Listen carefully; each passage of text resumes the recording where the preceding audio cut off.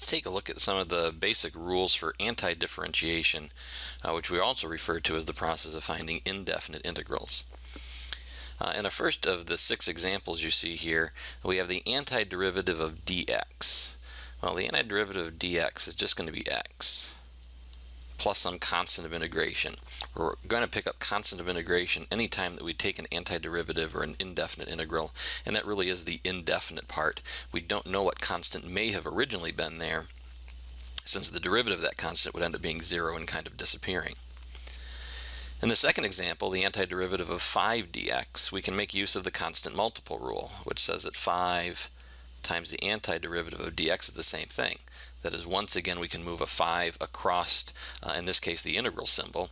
But since these integrals, as you'll see later, actually have a lot to do with the idea of limits, we're really using the fact that we can pass the constant multiple across that symbol in the same sense that we did for limits way back in the beginning of the course. Anyways, we're going to end up with 5 times the antiderivative of dx, which is x, plus c. If we take a look at the antiderivative of x dx, we're going to need the power rule. And what I'm going to do is kind of think of that x as being x to the first power. What the power rule says we're going to do is increase that exponent by 1 so it becomes 2 and divide by that amount. And we'll have a plus c. So we can think of that as x squared plus c.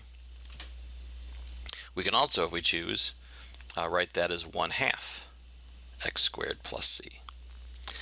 So if we take a look at a different one, antiderivative of x squared dx, or the antiderivative of x squared with respect to x, we're going to get a new power of x to the third. We're going to divide by 3. We're going to add our constant of integration. Or again, if you prefer, we could write it as 1/3 x to the third plus c. Now, one thing you should notice with these examples, and we'll go back and take a look at these first 4 here, when you take the derivative, you should end up getting back to whatever the integrand was. In our very first example with the antiderivative of dx, we could have put a 1 in there and said that our integrand was 1, and the derivative of x plus c is indeed 1. The derivative of x plus c is 1. The derivative of 5x plus c is 5, and that's the integrand we see there. The derivative of 1/2 x squared plus c is x.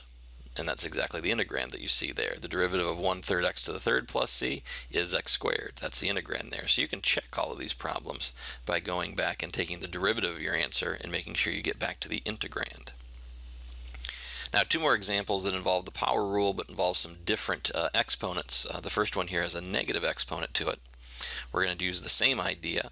We're going to increase the exponent by 1. That's going to make it -1. Divide by -1, and we get plus c. So this is the same thing as negative x to the -1 plus c.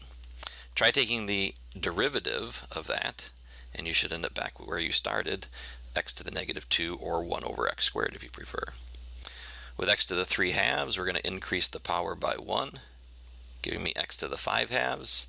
We're going to divide by 5/2, add our constant of integration. And we need to remember that dividing by a fraction is the same thing as multiplying by that fraction's reciprocal. So this is 2/5 x to the 5/2 plus c. Go ahead, try to take its derivative. You should end up exactly back at x to the 3/2 power.